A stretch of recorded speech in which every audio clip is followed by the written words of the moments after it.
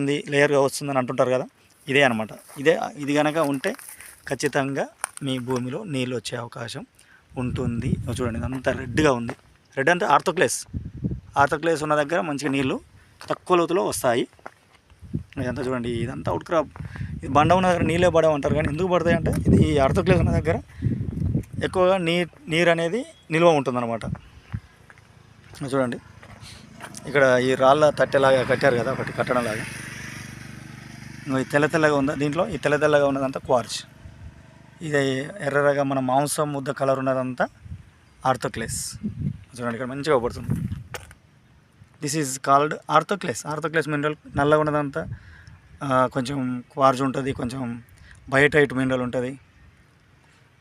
ఎంత గ్రనైట్లో ఈ వెరీ మంచి డిమాండ్ ఉన్న మినరల్ అనమాట ఇది ఆర్థోక్లేస్ అనేది.